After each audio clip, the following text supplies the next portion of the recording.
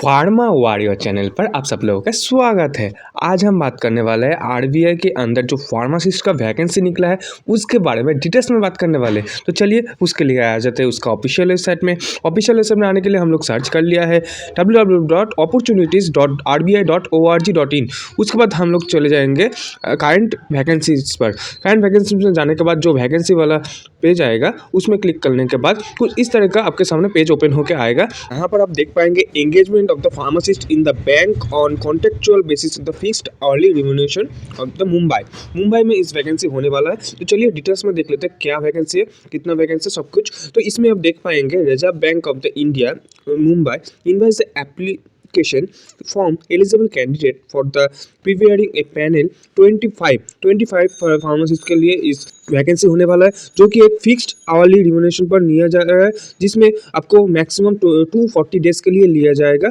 और जो वैकेंसी है वो मुंबई का जितना भी बैंक है उसके अंदर आपको दिया जाएगा। तो चलिए आप डिटेल्स में देख लेते हैं कहाँ पर कितना वैकेंसी है। तो जी यहाँ पर आप देख पाएंगे जो एससी के अंदर आपको दिखाई देगा 2 वैकेंसी, एसटी के अंदर आपको दिखाई देगा 2 वैकेंसी, ओबीसी के अंदर आपको दिखाई देगा 6 वैकेंसी एंड ईडब्ल्यूएस के अंदर दिखाई देगा आपको 2 वैकेंसी और जनरल के अंदर 13 वैकेंसी। टोटल कुल मिला के आपको 25 वैकेंसी इसमें देखने को मिल जाएगा। तो इसमें अप्लाई करने के कैसे अप्लाई करेंगे सब कुछ जानेंगे। तो इसमें अप्लाई करने के लिए आपको जो एनेक्सर 1 एक फॉर्म दिया गया है उस फॉर्म को आपको अच्छी तरह से फिलअप कर लेना है। उसके साथ आपको जो फोटोग्राफी है रिसेंस का फोटोग्राफ और उसके बाद सर्टिफिकेट जितना भी सर्टिफिकेशन है professional academic qualification caste certificate SPN certificate age proof certificate सब कुछ आपको उसके साथ अटैच कर लेना है। अटैच करने के बाद आपको भेज देना है regional director human resource management department requirement section reserve bank of the India Mumbai region office Shaheed Bhagat Singh road fort Mumbai 400001 इस वाले पिन कोड पे आपको भेज देना है 10 अप्रैल से पहले शाम को 5 बजे के अंदर।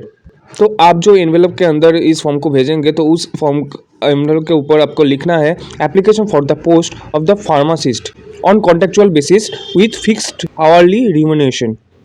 तो यहाँ पर दिए गए जो एनेक्सर 1 है उस जो प्रिस्क्राइब जो फॉर्मेट है उस प्रिस्क्राइब फॉर्मेट में आप फिलअप नहीं करते हो तो आपका जो एप्लीकेशन फॉर्म है वो रिजेक्ट हो जाएगा और आप इसमें अप्लाई करने के लिए एलिजिबल नहीं रहेंगे। तो इसको अच्छी तरह से देख लीजिए और यहाँ पर जितना भी एजुकेशन क्वालिफिकेशन की ज़रूरत है जितना भी आपको एक्सपीरियंस की ज़रूरत है सब कुछ इसमें प्रॉपरली फिल होना चाहिए और सब कुछ इसमें अटैच होना चाहिए। उसके बाद ही आपको जो एप्लीकेशन फॉर्म है वो वैलिड करके गणना होगा। तो चलिए नेक्स्ट जो बात बताने के बाद है वो दिखा देते हैं।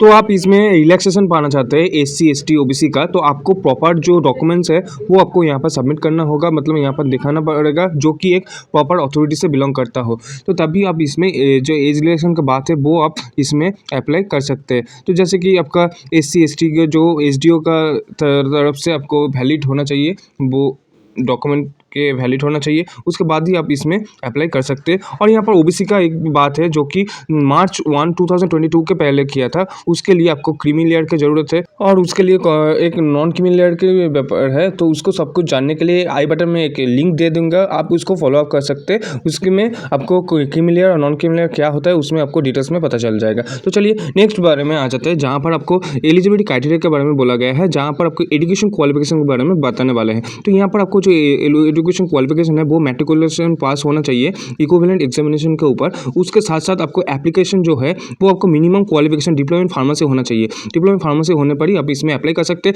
डिप्लोमा इन फार्मेसी नहीं होने पर भी आप अप्लाई कर सकते हैं। बी फार्मा भी यहाँ पर अप्लाई करने के लिए एलिजिबल है। तो और भी जो एक्सपीरियंस का जरूरत है उसके बारे में बात कर लेते हैं। तो यहाँ पर अप्लाई करने के लिए जो आपको महाराष्ट्र स्टेट फार्मेसी काउंसिल के अंदर आपको रजिस्टर्ड फार्मासिस्ट होना है। उसके साथ साथ आपको मिनिमम जो एक्सपीरियंस है वो 2 ईयर का फार्मासिस्ट एक्सपीरियंस होना जरूरी है। कोई भी पब्लिक सेक्टर हो, प्राइवेट सेक्टर हो और गवर्नमेंट सेक्टर हो, कहाँ पर भी आपको 2 ईयर का एक्सपीरियंस रहने पर आप इसमें अप्लाई कर सकते हैं। और इसके साथ साथ आपको कंप्यूटर नॉलेज होना बहुत ज़रूरी है इसमें अप्लाई कर लेने के लिए। तो चलिए अब बात कर लेते हैं यहाँ पर कैसे आपको पे आउट दिया जाएगा, उसके बारे में क्या आपका सैलरी जाएगा सब कुछ जानेंगे। तो चलिए यहाँ पर जो दिया गया है remuneration of the duty hours and the others condition, तो आपको जो फार्मासिस्ट को जो पे किया जाएगा तो 400 करके पर आवर का बेसिस में आपको पे किया जाएगा। तो आपको मैक्सिमम जो यहाँ पर वर्क करना पड़ेगा पर डे बेसिस में आपको 5 आवर्स के लिए वर्क किया जाएगा। तो इसके लिए आपको पर डे बेसिस में जो सैलरी होता है वो 2000 पर डे हिसाब में होता है, जो कि बहुत बड़ा अंक है।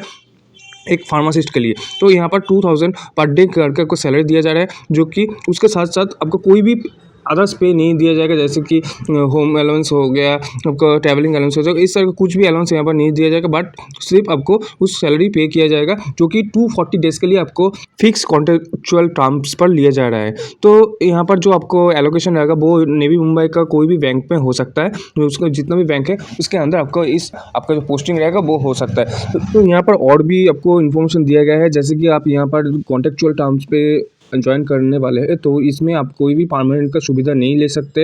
यहाँ पर परमानेंट के स्टाफ के जो जितना भी बेनिफिट रहता है वो नहीं मिल सकता है, और आप यहाँ पर काम करने के बाद आपका जो टर्म्स कंडीशन रहेगा उसको मतलब 240 डेज़ के बाद आपके परमानेंट स्टाफ के हिसाब से आप क्लेम नहीं कर सकते। तो इस तरह का बहुत कुछ यहाँ पर दिया गया है, जो कि आपको अच्छी तरह से पढ़ लेना है, उसके बाद ही आपको अप्लाई कर लेना है। तो उसके बाद आपको यहाँ पर और भी दिखाई देगा, जो एंगेजमेंट है वो कम्प्लीटली कॉन्टेक्चुअल बेसिस में होगा, और इसमें जो रीज़न रहेगा, जो बैंक का अथॉरिटी है जो यहाँ पर रिक्वायरमेंट सेक्शन दिखता है उसके हिसाब से आपको यहाँ पर लिया जाएगा। तो यहाँ पर और भी एक बात बोला गया है, जो यहाँ पर आपको जितना आवर्स काम करवाया जाएगा उसके हिसाब से आपको यहाँ पर सैलरी मिलेगा, मतलब आपको पर आवर का बेसिस में 400 करके सैलरी मिलेगा। आपको कोई भी दिन 1 घंटा भी काम हो सकता है, कोई भी दिन 2 घंटे भी काम हो सकता है, तो उसके हिसाब से आपको यहाँ पर सैलरी मिलने वाला है। तो चलिए आप बता देते हैं यहाँ पर सिलेक्शन कैसे होगा उसके बारे में। तो मोड ऑफ द सिलेक्शन यहाँ पर बोला गया है, the bank will be conducting the interview of the shortlisted candidate, मतलब आपको शॉर्टलिस्टेड होने के बाद एक इंटरव्यू कॉन्डक्ट किया जाएगा, उसके हिसाब से आपको यहाँ पर लिया जाएगा, जो कि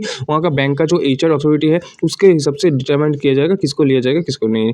तो इसमें जो मिनिमम जो क्वालिफिकेशन की ज़रूरत है, मतलब यहाँ पर जो टर्म्स एंड कंडीशन दिया गया है उसके बारे में बता देता है। तो आपको फर्स्ट जो PG डिग्री, डिप्लोमा डिग्री और एजुकेशन जो क्वालिफिकेशन है, मतलब एजुकेशन क्वालिफिकेशन का डिग्री को वैलिड किया जाएगा, उसके हिसाब से जिसका ज़्यादा रहेगा उसके हिसाब से लिया जाएगा। उसके बाद आपको होगा जो आपका बैंक से कितना दूर आपका घर है उसके हिसाब से लिया जाएगा। उसके बाद आपका एक्सपीरियंस कितना दिन है वो सब टैली करके आपको जो शॉर्टलिस्टेड होने का जो चांस है वो बढ़ेगा। उसके बाद आपको इंटरव्यू कंडक्ट किया जाएगा, जो कि वहाँ पर आपको एक डॉक्यूमेंट्स वेरिफिकेशन का राउंड और मेडिकल राउंड होगा। उसमें पास होने के बाद ही आप इसमें एंगेजमेंट फार्मासिस्ट करके यहाँ पर ज्वाइन कर सकते हैं। उसके बाद आपको एक कॉन्ट्रैक्ट साइन करवाया जाएगा बैंक की तरफ से, और कॉन्ट्रैक्ट को आप साइन करते हैं उसके बाद ही आप यहाँ पर एंगेज फार्मासिस्ट होंगे RBI का, जो कि कॉन्ट्रेक्चुअल टर्म्स में लिया जा रहा है।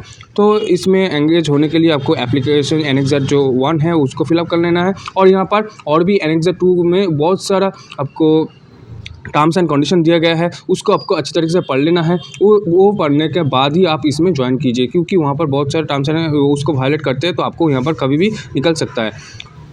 तो ये रही टर्म्स एंड कंडीशन, जिसको आपको अच्छी तरह से पढ़ लेना है। तो आप दिखा देते हैं आपको कैसे एप्लीकेशन फॉर्म है, कहाँ से मिलेगा। तो इस एप्लीकेशन फॉर्म को आपको यहाँ से देखने को मिल जाएगा, जो कि आपको ये वाला सब कुछ हम बता दिए हैं। अभी आपको जो एप्लीकेशन फॉर्म है, इस एप्लीकेशन फॉर्म को आपको अच्छी तरीके से फिलअप कर लेना है। फिलअप करने के बाद आपको यहाँ पर डिक्लेरेशन फॉर्म को सब कुछ फिलअप करने के बाद इसके साथ आपका जितना भी एजुकेशन क्वालिफिकेशन है, एकेडमिक्स क्वालिफिकेशन और एक्सपीरियंस सर्टिफिकेट, आपका caste certificate, date of proof, सब कुछ देने के बाद आपको इस जो एड्रेस है यहाँ पर आप देख पाएंगे, regional sector, human resource department, management department, the requirement section, reserve bank of the India, Mumbai regional office, Shaheed Bhagat road, Mumbai 400001 पर भेज देना है आपको अप्रैल 10 के आगे। और आप इस जो नोटिफिकेशन है, इस नोटिफिकेशन डिटेल्स को डायरेक्टली पाना चाहते हैं तो हमारा जो टेलीग्राम ग्रुप है, फार्मर्स का जो टेलीग्राम ग्रुप, इसमें ज्वाइन करके आप इस नोटिफिकेशन में डायरेक्टली पा सकते हैं, और इस एप्लीकेशन फॉर्म को भी आप डायरेक्टली मिल सकता है। तो जिसका टेलीग्राम नहीं रहेगा उसके लिए व्हाट्सएप ग्रुप भी है, आप उसमें भी ज्वाइन करके इस नोटिफिकेशन डिटेल्स को डायरेक्टली पा सकते हैं। तो आशा करते हैं आज का जो वीडियो था वो इन्फॉर्मेटिव रहा हो। इस तरह का और भी इन्फॉर्मेटिव वीडियो देखने के लिए, फार्मा रिलेटेड जॉब अपडेट पाने के लिए फार्मा चैनल को सब्सक्राइब करना ना भूले, फ्रेंड के साथ शेयर कीजिए, और एक लाइक और कमेंट करके जरूर बताइए इस वीडियो आपको कैसा लगा। आपके एक लाइक और कमेंट से हमारा इंस्पिरेशन मिलता है वीडियो को और भी अच्छे तरीके से रिप्रेजेंट करने के लिए। तो मुलाकात होता है नेक्स्ट वीडियो में, तब तक keep updates always all time with pharma के साथ बजाय रहने के लिए असंख्य धन्यवाद। और आप इस तरह का और कितना वीडियो पाना चाहते हैं, कौन सा सेक्टर पर पाना चाहते हैं, तो इस तरह का आप कमेंट कर सकते हैं, उसके हिसाब से हम लोग और भी आपके सामने वीडियो को रिप्रेजेंट कर पाएंगे। Thank you so much video को एंड ऑफ द कंटिन्यू करने के लिए।